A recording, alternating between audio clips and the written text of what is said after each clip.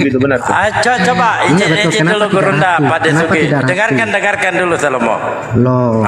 Ini kalau mau berbicara. Iya udah dijawab diem. Aja. Udah dijawab diem. Dia dijawab. Begini. Susah diatur ya. Kalau mau bernarasi seperti ini. Di kisah para Rasul 17:29 karena kita berasal dari keturunan Allah. Kita mau uji coba. Nah pertanyaan saya ini Allah punya keturunan siapa sih keturunannya? Itu pertanyaannya. Karena kita berasal dari keturunan Allah. Ini Bible saudara. Kisah para Rasul 17 nomor 29. Keturunan Allah ini siapa sih? Iya, karena kalau biarkan memang mengakui keturunan biar kita yang dilahirkan kembali merupakan anak-anak Allah dan memang kita sudah nama istrinya siapa sih? Keturunan Allah, nggak jadi masalah. Kok nggak jadi masalah? Dari mana narasi Anda mengatakan diri Anda adalah keturunan Allah? Ini gila gara-gara terlalu ikutin doktrin gimana ini. coba? Ya gila dia. Enggak, manusia ini lama-lama gila terlalu ikutin doktrin ini lama-lama gila. Coba jelaskan. Di dalam Al-Quran tidak ada bunyi-bunyi seperti ini. Karena kita berasal dari keturunan Allah. Pertanyaannya siapa sih keturunan Allah ini? Coba. Adam itu keturunan Allah secara langsung itu, keturunan secara biologis itu. Baca Lukas itu. Adam anak Allah itu kan berbicara tentang gen, berbicara tentang silsilah Yesus. Kita menjelaskan. Nanti kita jelaskan. Jawab dulu pertanyaan kita tuh. Kalau memang di surat Al-An'am 101 bukan merujuk kepada surat bukan lagi Anas. Lari lagi. Anas itu merujuk ini Anda ini jelaskan ini. Loh. Ini jelas ayat ini karena kita berasal dari keturunan Allah. Pertanyaan saya, siapa sih keturunan Allah? Dan siapa istrinya, atau kalau dia perempuan, siapa suaminya? Kalau dia laki-laki, istrinya siapa? Karena punya keturunan. Yang punya keturunan tentu punya pasangan. Oke, saya jawab. Silakan. Keturunan dibengkokkan. Karena setiap manusia yang dilahirkan kembali dan hidup berdasarkan roh, bukan lagi keinginan daging, akan disebut anak-anak Allah. Atau ini keturunan Allah. Itu yang dipertanyakan Adam manusia itu bukan kehidupan kembali. Saya bertanya karena kita berasal dari keturunan Allah. Pertanyaannya siapa sih keturunan Allah? Kalau dia laki-laki istrinya siapa? Kalau dia perempuan suaminya siapa? Udah jawab ini aja jelas. alegori selesai. Alegoris penjelasannya jawab aja alegori selesai udah. Kamu jangan sesatkan anak orang. Iya, udah jelas. Mentang-mentangnya Udah sudah alegoris aja udah selesai. Nggak ada lagi, bilang aja alegoris. Iya. Jawaban putus asa. Punyamu dulu. Jawaban putus asa sudah. Punyamu dulu kan itu kan lebih jelas tuh. Makanya manusia ini lama-lama ini gila karena doktrin manusia. Matt, izin dulu. Tunjukkan di dalam Al-Quran ada ayat seperti ini. Karena kitalah berasal dari keturunan Allah. Tunjukkan. Nah ini jelas di dalam Bible saudara. Karena kita berasal dari keturunan Allah. Artinya keturunan. Tunggu dulu. Kalau keturunan itu tentu ada hubungan. Ya, kalau ayam ya tentu bertelur. Dalbo. Kalau sapi tentu beranak. Dalbo, di dalam kitabmu Tuhan lapar, Tuhan sakit tuh. Mana ada seperti itu, ngawur aja. Nggak ada. Saya muslim. Ngawur. Itu kan udah dibantah kemarin, Meme. Kau ini dibawa lagi. Udah dibantah begitu kok. Masih juga dibawa lagi. 461 Tuhan lapar, Tuhan sakit itu bisa dikunjungi. Ngawur.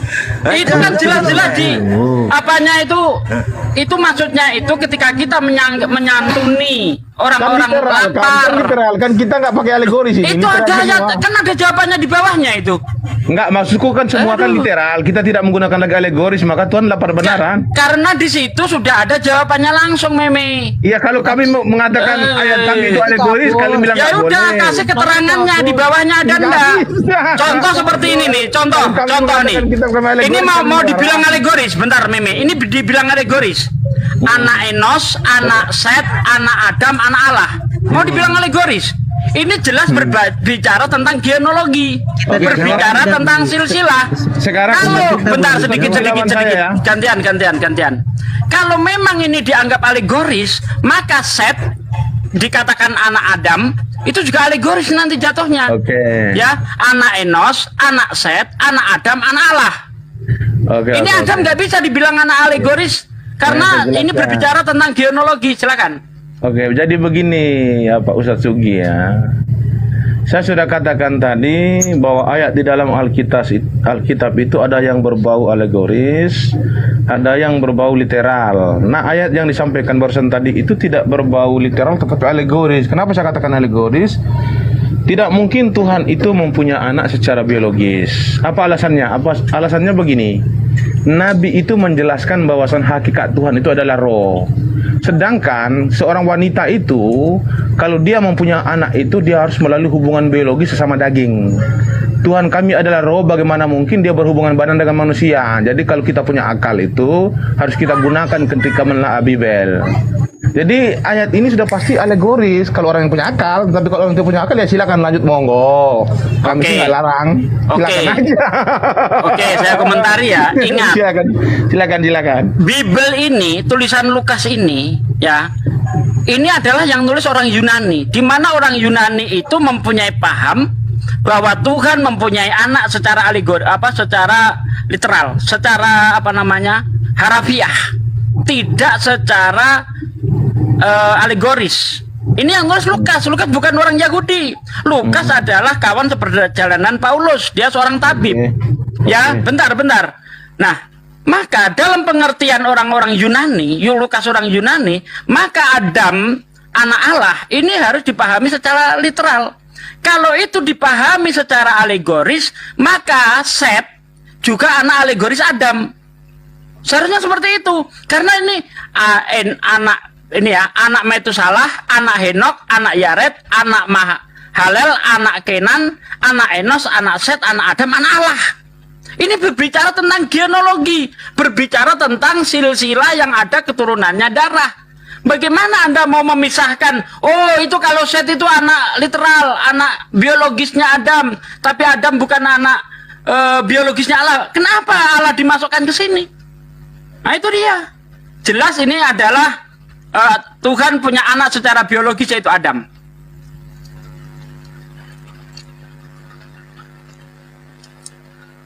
Silakan.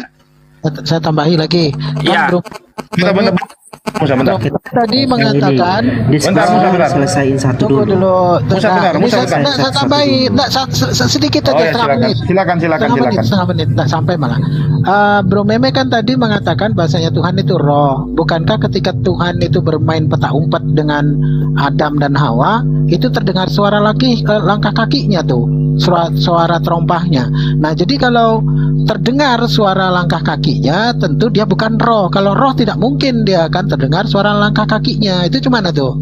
Itu oke, sambungan oke, dari oke, Ustaz oke. Sugi. Oke. Oke, jadi begini Ustaz Sugi ya. Ketika ada kata alegoris di dalam itu jangan dipaksakan, itu harus menggunakan literal. Contoh begini aja dalam Perjanjian Baru itu Yesus dikatakan sebagai anak Daud. Nah, jangan dipaksakan bahwasan Yesus itu harus benar-benar anak Daud. Artinya Daud itu hubungan biologis dengan Maria lalu melahirkan Yesus. Nah, ini yang menjadi persoalan teman-teman muslim ini, memaksakan kehendak.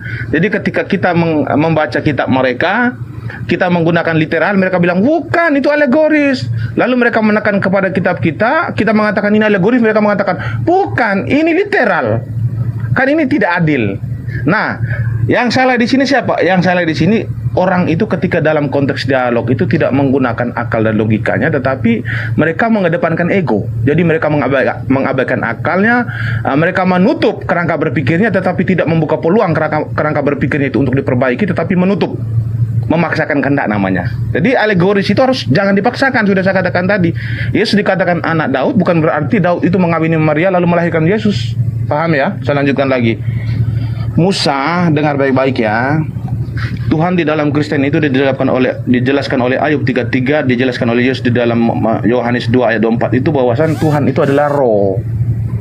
Kalau roh itu bisa mengawini manusia, sudah banyak sekali manusia di dunia ini ataupun wanita di dunia ini hamil tanpa ayah. Itu kalau kita menggunakan akal ya. Maka saya sudah katakan dari tadi, dalam konteks dialog itu jangan mengedepankan ego, akal digunakan. Kenapa saya menggunakan akal? Karena saya tadi bertanya kepada kalian, masuk akal tidak Isa ataupun Ibrahim itu tinggal di atas langit? Kalian mengatakan masuk akal. Masuk akal dari mana? Manusia bisa tinggal di atas langit. Makan apa dia? Jadi jangan mengedepankan ego, tetapi di sini itu kita harus menggunakan akal kita dalam berdialog itu supaya apa? Supaya kita ini dicerdaskan. Bukan malah membodoh-bodohi orang lain dengan apa yang kita pikirkan. Itu salah. Jadi Tuhan kami itu ketika di kejadian 1 itu bukan kejadian 1, kejadian 6 kalau tidak salah itu. Bahwasan Tuhan kami itu terdengar suara langkah kakinya. Tuhan kami itu bisa berteofani, bisa berinkarnasi. Tuhan kami contoh di zaman Musa, dia berteofani menjadi awan ataupun api. Berarti kalau kita menafsirkan ayat ini, bisa saja Tuhan ini berteofani menjadi manusia, lalu dia berjalan, tetapi Adam tidak melihat dia. Mungkin dia berjalan di balik pohon, seperti apa yang di dalam Al-Qasas 29:30 itu, bahwasan Allah Subhanahu wa taala berbicara dengan Musa di balik pohon. Mungkin sama seperti itu. Benar, itu udah pas itu. Jadi Tuhan kami bisa berteofani, makanya dia bisa menghentakkan langkah kakinya di tanah. Nah, itu dia Musa. Oke, gantian ya. Terkait dengan Yesus itu secara alegoris keturunan Daud, nggak bisa Mimi Bos. Anda baca di dalam Roma 1 di ayat 3 dalam bahasa Yunaninya, di sini jelas Yesus itu disebut sperma Daud. Nah, saya bacakan ya. Peri tau hoyo auto tau genemenau ek spermatos Dawid kata sarka. Nah ini jelas-jelas Yesus itu disebut spermanya Daud. Anda mau bilang alegoris? Itu satu ya. Kalau kenapa ini Yesus ini dipaksakan jadi spermanya Daud? Supaya dia menduduki sebagai Mesias, karena yang harus jadi Mesias itu adalah orang yang langsung ada keturunan benih dari Daud. Makanya di sini Paulus mengatakan Yesus itu spermanya Daud. Sperma tidak bisa kau alegoriskan lagi, ya. Sperma ya sperma, itu berbicara tentang darah. Nah kemudian tadi pun tidak ada bantahan ya.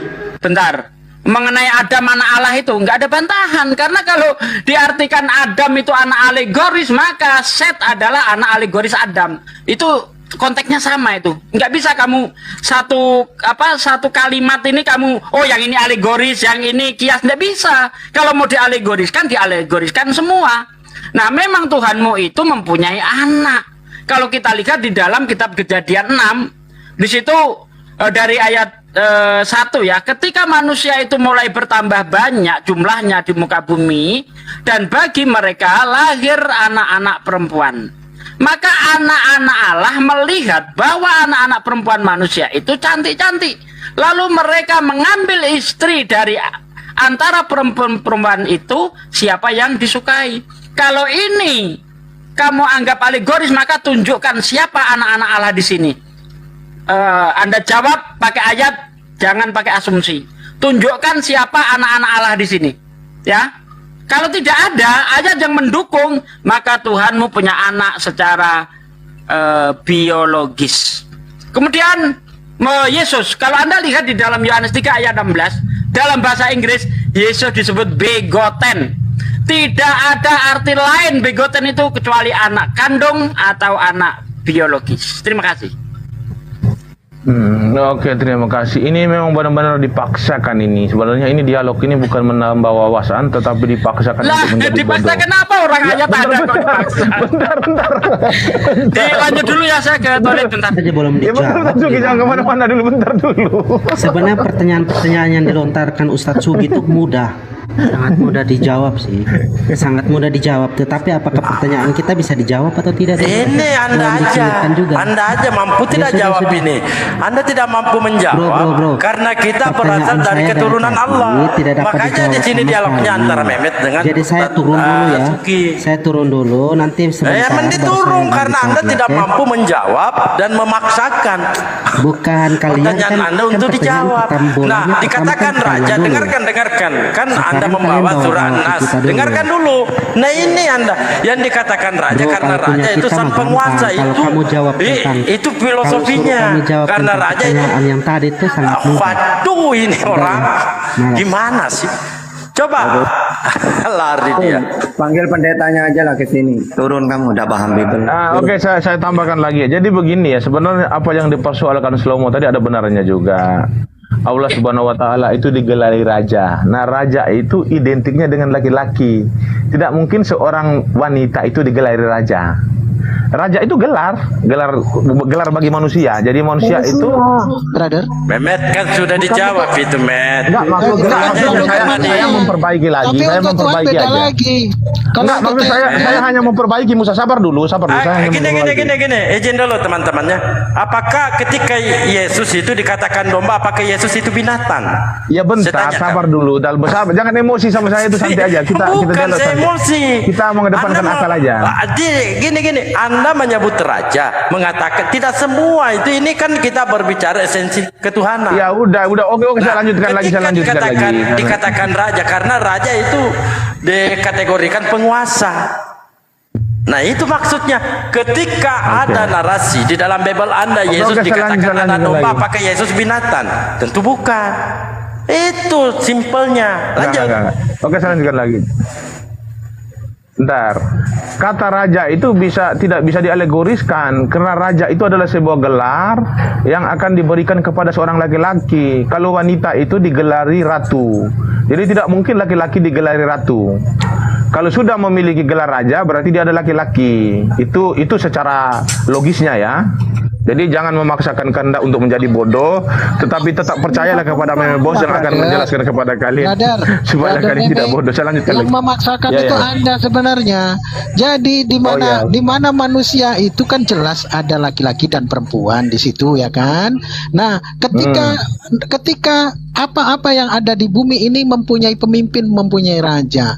Nah, ketika yang menjadi raja itu adalah laki-laki, maka disematkanlah gelar raja. Yang dimana Allah itu juga di sana adalah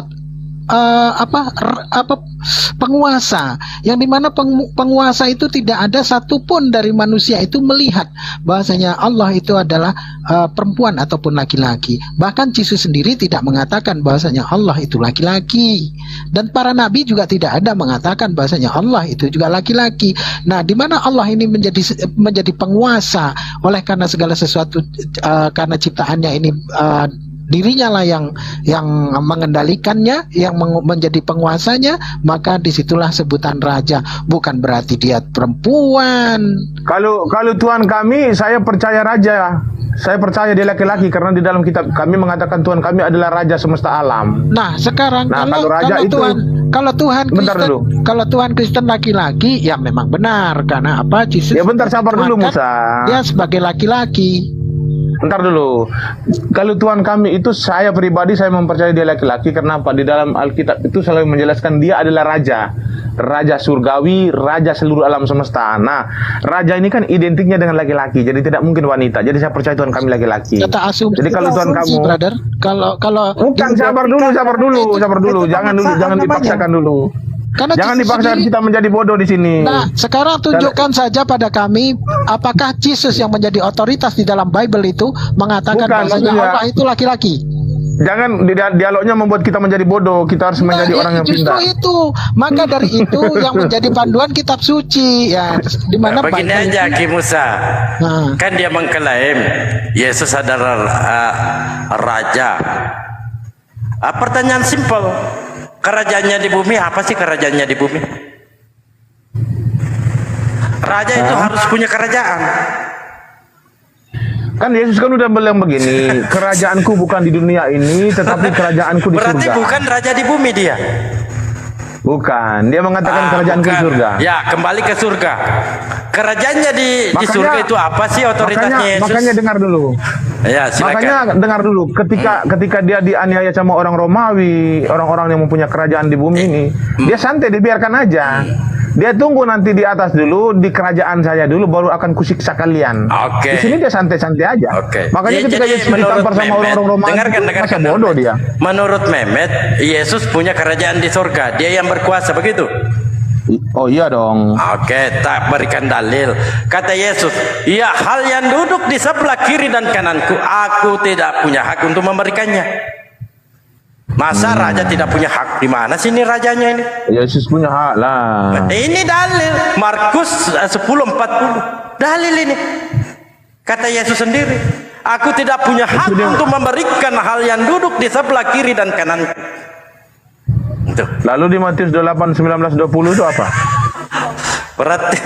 Berarti Bible banyak kali ya pertentangannya. Nah itulah makanya Matius Jesus 8:29. nah itu makanya brother, ketika Yesus itu didatangi seorang ibu yang dibacakan oleh Hidalgo tadi, ya, cawanku memang akan kamu minum, tapi perihal masalah duduk di sebelah kanan ataupun sebelah kiriku, aku tidak berhak memberikannya. Hanya Allah saja yang dapat memberikannya bagi siapa yang Ia kehendakinya. Nah kalau toh memang di dalam kerajaan Yesus itu ada di surga, kenapa ketika seorang ibu itu memintakan bagi anaknya untuk duduk saja tidak mampu memberikannya, ya kan? Nah, terus di bumi itu dikatakan di sana dia akan menjadi besar dan mewarisi tata Daud, ya kan, nenek moyangnya.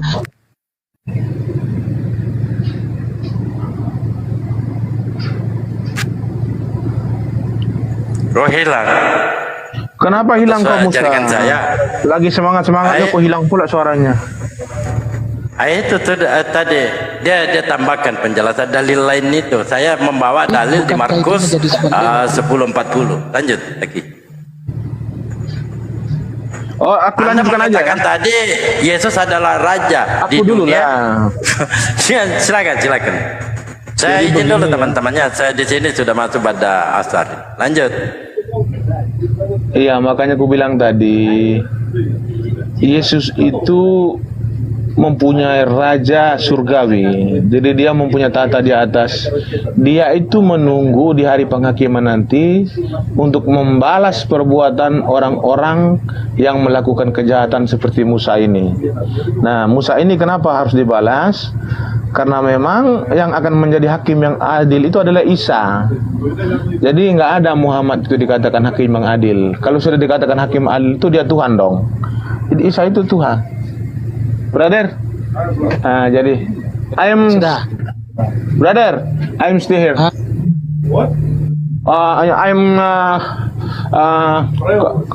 I'm calling my friend. Dah. Bro Mehmet, sok-sok bahasa Inggris sama kawannya, padahal sama-sama Bataknya. Enggak. Ini orang Rusia ada. Enggak, di kapal kami ini orang Rusia ada 5. Ini saya spill, nggak percaya nih, lihat nih. Paling juga bisa berbahasa Inggris. Orang Rusia ada 5 orang Rusia. Nah, ini lihat nih, nggak percaya. Gayamu brother. Nah sekarang ketika Yesus itu nggak bisa buka kameraku. Nggak usah, nggak pengen juga kami tengok. Ini boleh ada beneran di kapal 5 orang nih ya? Ya sudah, terserah lah. Nah sekarang ketika Anda katakan bahwasanya Yesus itu akan menjadi penguasa, akan menghakimi katanya ya, itu jelas tertulis di dalam Matius 7 nomor 21 hingga 23. Siapa yang hendak dihakimi? Itu adalah orang Kristen itu sendiri yang menjadikannya ia Tuhan, bahkan yang bernubuat demi namanya, mengusir setan demi namanya. Dikatakan di sana Yesus dengan tegas berkata, udah nampak belum ini Musa? Udah nampak belum nih? Aku tidak mengenal engkau, sesungguhnya kalian pembuat kejahatan. Musa udah nampak belum Musa ini? Ini tak ada nampak. Itu yang ini udah nampak ini ya. Itu hanya galon air yang nampak oleh kami. Mana ada itu yang berdiri ini ya? Sudahlah, nggak pengen juga kami nengok. Apa pula mau ditengok? Siapa tahu kau naksir sama orang ini kau? Kalau mereka menyembah manusia, apalah? Menyembah manusia tidak ada keren-kerennya. Mendingan nyembah manusia daripada menyembah Tuhan hayalan, bro. Lah, manusia bisa berbuat apa? Orang Yesus sendiri berkata, aku tidak dapat berbuat atas diriku sendiri, tidak dapat berbuat apa-apa dari diriku sendiri. Masa iya ada Tuhan tidak dapat berbuat apa-apa? Hari kiamat tidak tahu, ya, dipinta duduk saja tidak bisa. Bahkan kalau orang Kristen mau tahu, Yesus sendiri serah terima jabatan Kenapa dia ketika dipinta duduk seorang ibu untuk anaknya itu tidak mampu memberikannya? Karena Yesus sudah meletakkan jabatannya, serah jabatan dia. Hah? Karena jabatan sama Tuhan. Iya, kan begini bunyinya. Setelah semuanya ditaklukkan di kaki Kristus, maka ia sebagai anak, dia meletakkan jabatannya dan menyerahkannya agar semua kembali kepada Bapa, dan semua bunyinya ya, bunyi terakhirnya itu agar semuanya di dalam Bapa dan Bapa di dalam mereka, di dalam semuanya. Nah, itu jelas serah terima jabatan di sana. Makanya Yesus tidak bisa memberikan hal duduk saja, tidak bisa, karena sudah serah terima jabatan. Begitu, brother. Sebenarnya begini Musa, lebih enak itu orang Kristen menyembah manusia daripada Musa menyembah kepada Tuhan kalangan manusia. Mana enak itu? Begini ya, aku hanya mau nasihatin Musa aja ya. Tapi bukan mau menyudutkan Musa, tetapi menasihatkan boleh kan? Di dalam ajaran Islam kan boleh menasihati teman yang lain kan? Boleh nggak? Boleh nggak Musa? Lanjut.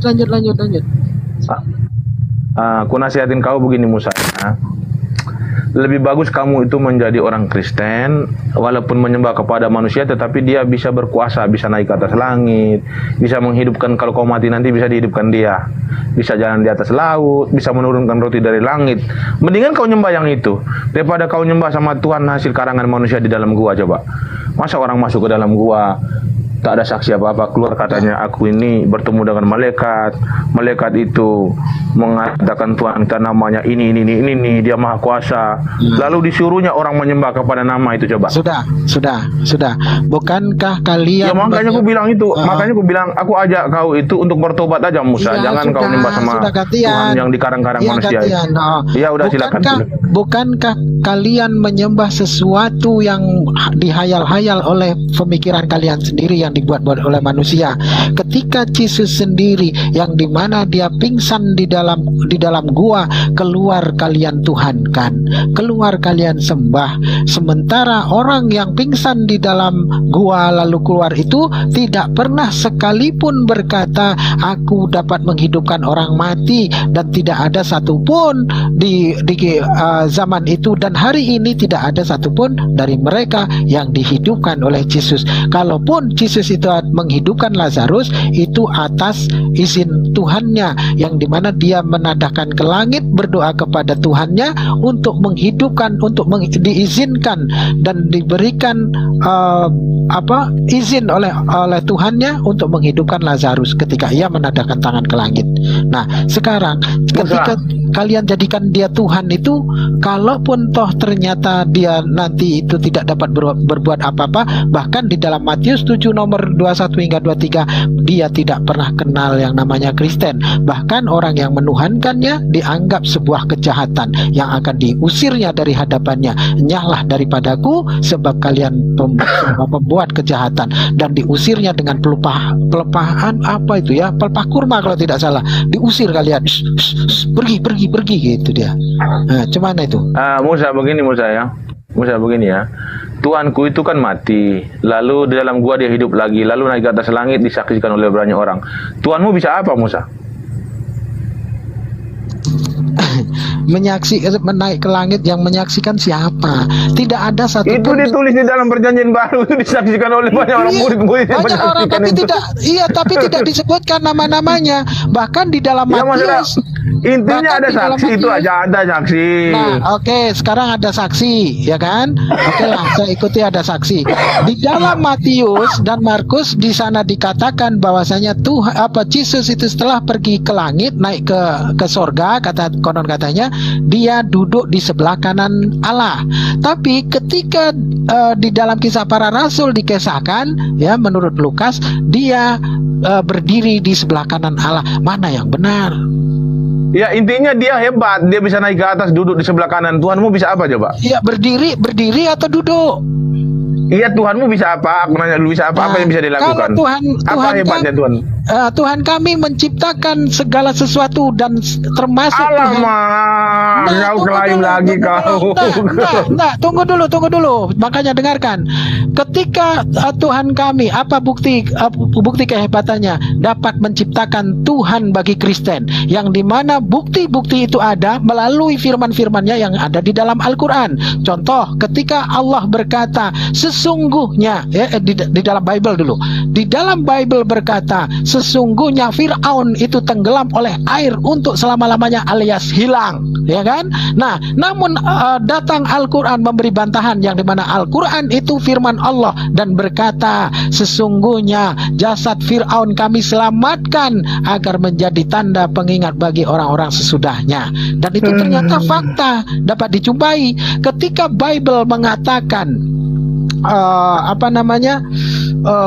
semut itu tidak mempunyai mempunyai pemimpin, tidak mempunyai raja. Datang Al-Quran memberi bantahan, bukti bahwasanya itu adalah firman Tuhan, dikatakan bahwasanya semut itu mempunyai raja dan mempunyai pemimpin, dan itu dibuktikan oleh para ilmuwan. Ternyata benar apa yang disampaikan oleh Al-Quran, bahwasanya semut itu mempunyai pemimpin, mempunyai raja. Ketika Bible berkata, sesungguhnya semut itu bekerja atas diri kemauan mereka sendiri, dan semut tidak mempunyai pemimpin, semut tidak mempunyai raja.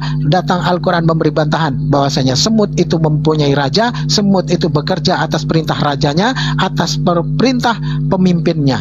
Nah, disinilah bukti bahwasanya Allah itu ada, Allahnya umat Islam itu ada, dan mampu menciptakan Tuhan bagi umat Kristen. Oke? Lanjut, bro. Sebenarnya begini Musa ya, kalau ada kitab yang mencatat hewan itu bisa berbicara dengan Tuhan, hewan bisa berbicara dengan manusia, semut mempunyai kerajaan, lalu ular juga punya kerajaan, ataupun hewan-hewan yang lain punya kerajaan semua, mereka juga berperang dengan manusia. Kan di dalam peristiwa Salomo itu kan, Sulaiman itu kan mempunyai pasukan semut untuk melawan manusia. Ini sebenarnya kalau di dalam perfilman itu banyak macam film di Indonesia ini, menceritakan seorang pendekar dibantu oleh burung gagak yang banyak dengan pasukannya. Ini kan cerita-cerita lucu sebenarnya ini yang kau tawarkan sama saya ini sebenarnya. Nah, itu ada ayatnya di dalam Bible itu ada. Jangan kau potong dulu. Aku belum selesai, Musa. Jangan biar liar lah. Anda mengesahkan. Iya, itu jiplak dari Al-Quran. Cumananya. Jadi begini Salomo ya. Cerita bulbul di Sulaiman yang kamu maksud tadi itu bulbul itu kalau di dalam karangan Rabi Yahudi namanya Rabi Yakob. Rabi Yakob itu kan pengarang cerita Salomo. Salomo itu mempunyai Ratu Bilqis, yaitu orang Ratu Bilqis ini orang sekarang negaranya nama Iran itu dulu Persia. Nah, jadi ini sebenarnya ini dongeng orang Yahudi namanya Rabi Yakob. Dia mendongengkan tentang peristiwanya Salomo ini, bahwa Salomo itu punya pasukan semut. Lalu Salomo itu mengajak pasukan semutnya itu untuk melawan bangsa Persia. Jadi ada di dalam Talmud catatan dongeng orang Yahudi itu ada. Tapi saya heran kok tiba-tiba masuk di dalam sebuah kitab ini, saya bingung. Siapa yang memasukkan dongeng ini coba? Jadi begini Musa ya. Cerita-cerita yang seperti ini janganlah kau tawarkan sama saya, Musa. Ini kan di perfilman itu. Film pendekar. Sadar. Film-film Wiro Sableng kayak gitu tuh. Di kitab suci yang kalian imani, kitabnya orang Yahudi yang kalian colong. Ya bentar dulu. Jadi cerita-cerita. Ya bentar. Jadi cerita-cerita seperti hewan itu mempunyai pasukan perang.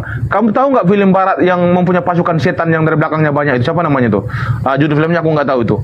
Itu juga seperti itu, menceritakan dia itu seorang pendekar yang gagah berani, lalu dia didukung oleh pasukan setan yang dari belakang yang tidak bisa dilihat. Tiba-tiba setan itu bisa berubah wujud menjadi pohon ataupun kayu. Izin dulu. Misteri, kamu ini dongeng atau apa sih? Kami di sini bukan mau dengar dongeng. Jangan lari kemana-mana. Pembahasannya apa? Ini kami di sini disuruh dengar dongeng yang ngikutin otakmu ngomong, ya ngomong yang sesuai aja apa gitu dengan agama kita masing-masing. Nggak usah komentar kesana kesini. Oke. Lanjut. Oke. Jadi film itu kan begini, film Indonesia itu kan macam film-film Wiro Sableng itu. Wiro Jangan Sableng bahas itu film-film. Jangan bahas film, itu dongeng. Bahas aja nih masalah agama kita, ketuhanan kita masing-masing. ya kalau Itu aja. kalau manusia mempunyai pasukan semut dongeng nggak? Ngapain pula kau mau nanya bahas masalah itu? Bahas aja tadi apa sih masalahnya yang dibahas pertama awal? Sulaiman itu kan Sulaiman itu mempunyai pasukan semut loh di dalam Al-Qur'an. Enggak. Ya memang itu kami imani, kenapa? Apa Bukan. masalahmu?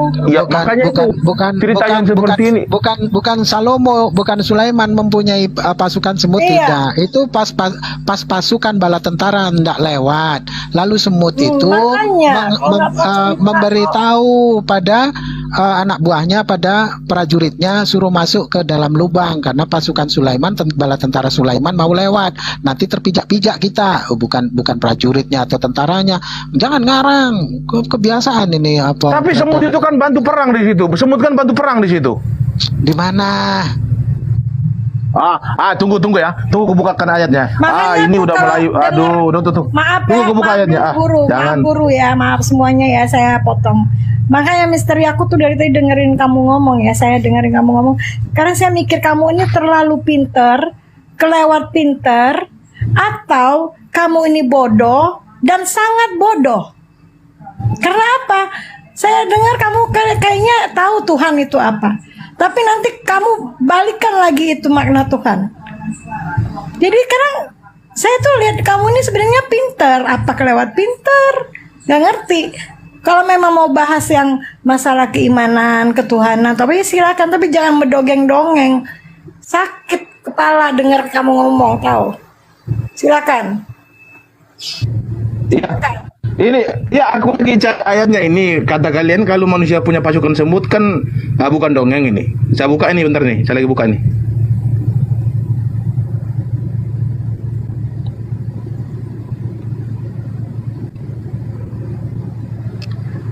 Iya, kalau Aduh, kok lama juga umat kali. Islam bisa berhalu-halu.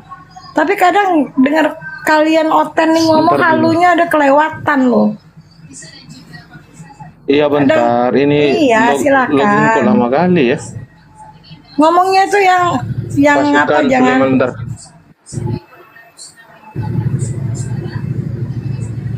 Tapi pasti kau suka kan apa paparanku kan?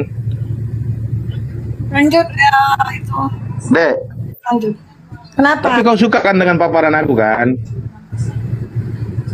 Kadang sakit kepala juga kalau dengar kau kadang ngomongnya benar, kadang nggak benar. Makanya saya heran mau bilang kamu ini Tapi terlalu suaraku merdu. pintar. Enggak, sakit telinga aku dengarnya. Apalagi kalau kamu nggak gosok gigi, takut bau. Udah apa hawanya? Ntar aku lagi buka pasukan Sulaiman, pasukan semut dulu ini. Pasti Gak percaya. nggak pernah sikat gigi kan, jorok kan? Iya kan? Lagi di kapal tuh. Di kapal mana ada air bersih di kapal? Jarang ada air bersih di kapal. Saya tahu itu. Susah jadi kadang nggak mandi nggak gosok gigi kan gitu. Apalagi nggak pernah, kalau kami dalam muslim mau sholat kan mesti bersih. Mesti Jangan pula nih wudhu. bos ini Neuti, sama seperti debater-debater yang lain, dia terkena HIV itu kayak debater Kristen yang lain. Bukan, di kapal itu ya, di kapal itu suami saya kerja di kapal loh, ya. Jadi saya tahu di kapal tuh susah air bersih, boro-boro mau sikat gigi, lari lo kabur lo, hah? Dia kena HIV itu. Makanya kalau ngomong tuh sikat gigi dulu, biar yang denger baunya nggak bau, yang denger hawanya tuh nggak bau gitu loh. Ngomong aja congkormu kayak apa. Jangan lo pikir ya kami muslimah ini nggak berani ya. Kalau lo udah kalau kalian oten-oten udah menghina ya, saya punya nabi dan saya punya Tuhan, hadapin muslimah dulu. Sini. Jangan pikir ya muslimah diam seenak kalian aja ngomong. Lanjut Ustaz, maaf semuanya. Lanjut Pak Mualaf, lanjut. Itulah meme itu jangan, karena meme itu sebenarnya ada ya, kalau kita mau debat nyerang pribadi macam Kristen macam apa meme tadi, saya bisa buat malu meme itu tadi tuh, karena Iya, bukan ketika gitu Pak Ustadz. Ngomong yang di gua apa Tuhanmu mana. Sekarang kalau dia punya otak, makanya saya bilang nggak tahu dia tuh kepintaran, terlalu pinter, bodoh, apa udah terlalu bodoh sehingga dia nggak punya otak atau otaknya itu nggak dipakai. Karena apa Pak Ustadz ya? Dia ngomong begitu, dia itu asal usulnya di dunia ini dari mana kalau nggak Tuhan yang ciptain dia? Walaupun emak sama bapaknya mau kikuk tiap malam, kalau Allah nggak kasih dia hidup roh untuk jadi manusia, nggak akan ada dia di dunia ini. Kikuk sama bapaknya tiap malam sampai kiamat. Memang otaknya nggak ada kan Pak Ustadz? Emang dia hidup di dunia ini dari mana? Langsung muncul gitu. Lanjut Pak Ustadz. Maaf yang di bawah ya, maaf ya kalau agak bunda agak ini sedikit.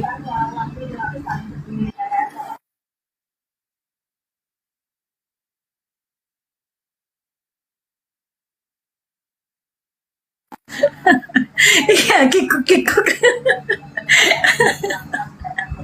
Nyari bahasanya bingung sendiri. Benny. Lanjut Ben. Kalau host lagi sholat asar, di sana udah masuk. Pak Ustadz Sugi udah nggak ada. Ustadz Tata standby. Pak Mualaf. Iya, nyimak. Pak Mualaf di mana Saya maksudnya? Kalimantan Oh, Timur. Kalimantan.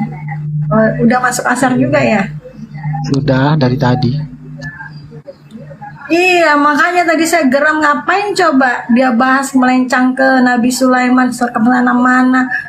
Kalau apa sombong-sombong di kapal, emang aku nggak tahu orang kerja kapal, baru jadi budak kapal aja udah sombong, menghina-hina Allah. Emang nggak tahu apa di kapal air nggak ada susah, makanya dia mungkin nggak mandi sebulan sekali, sikat gigi aja nggak pernah, makanya mulutnya bau. Apa yang keluar dari mulutnya bau, udah comor tuh, sosok ilmiah. Orang udah pintar, yang udah tahu bener otaknya, yang pintar tuh nggak akan murtad seperti dia itu, nggak akan kafir. Pakai otak berpikir. Mau dengar kamu sini Memet. Kamu lawan saya kalau kamu ada di komelnya Bang ini. Cuma Pak Ustadz udah jelasin pun dia ngeyel aja.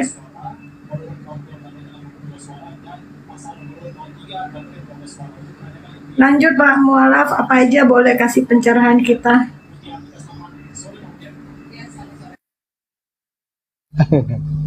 Nah, kan memang kitabnya orang Kristen itu dari 100% yang ada di dalamnya itu, dari Perjanjian Baru maupun di dalam Perjanjian Lama, itu memang isinya gabrul, banyak bohong, banyak tulisan-tulisan bohong. Maka tidak heran dan tidak aneh ketika Al-Quran juga mengatakan bahwasanya orang-orang terdahulu yang diberikan kitab itu telah mengubah-ubah ayat Allah itu dari tempatnya. Itu memang benar, karena memang mereka itu menciptakan ayat-ayat yang menjadi bagian tipu-tipu untuk kaum mereka. Kenapa saya sampaikan demikian? Toh bukti nyata, tidaklah mungkin Allah itu akan berkelahi dengan manusia, ya, bergumul dengan Yakub, lalu Yakub menang, bergumul, berkelahi, bergulat dengan Allah, lalu Yakub pahanya terplecok. Dari situlah, oleh karena menang, berkelahi dengan Yakub, maka disebutlah dia Israel. Padahal Israel itu pada zaman dahulu, kenapa mereka itu disebutkan Israel? itu berawal mula bukan karena Allah berkelahi dengan Yakub ataupun Yakub itu berkelahi dengan Allah, melainkan Yakub pernah melakukan perjalanan dari tanah Mesir hingga ke Filistin itu di malam hari, sebagaimana Nabiullah baginda Nabi Muhammad Rasulullah SAW dahulu melakukan Isra Mi'raj, melakukan perjalanan, diperjalankan oleh Allah pada malam hari. Nah, dari situ pula ketika Yakub itu diperjalankan oleh Allah dari tanah Mesir hingga ke Filistin itu dengan sekejap mata itu di malam hari, maka disebut di situ Isra. Ya, Isra itu artinya kan perjalanan malam hari, itu Isra dalam bahasa Arab. Nah, dalam bahasa Hebrew pun demikian. Maka disitulah dimulai dari gelar ataupun yang disematkan kepada Nabi Yakub alaihissalam, itu keturunannya itu disebutkan Isra, ya, Israel, bangsa Israel. Nah, tapi oleh Kristen diubah, ya, oleh Kristen diubah sedemikian rupa oleh orang-orang kafir, dan orang-orang Yahudi itu juga melakukan pengubahan-pengubahan yang dimana makna dari perjalanan malam itu diganti dengan Allah berkelahi dengan Yakub, Yakub berkelahi dengan Allah, dan Yakub menang. Disitulah kebodohan mereka. Padahal Israel ataupun Israel itu artinya yang dimana Nabi Yakub itu diperjalankan dari tanah Mesir hingga ke Filistin pada malam hari dengan sekejap mata, sebagaimana Nabi Muhammad Rasulullah SAW diperjalankan Isra Mi'raj yang hari ini kita kenal apa namanya tuh Akhi Tata, apa Ustaz Tata? Isra Mi'raj, ya, itulah. Oke, silakan. Baik, terima kasih. Nah, Ustaz, maaf. Kembali ke host, udah di tempat atau Benny? Benny, mana Benny?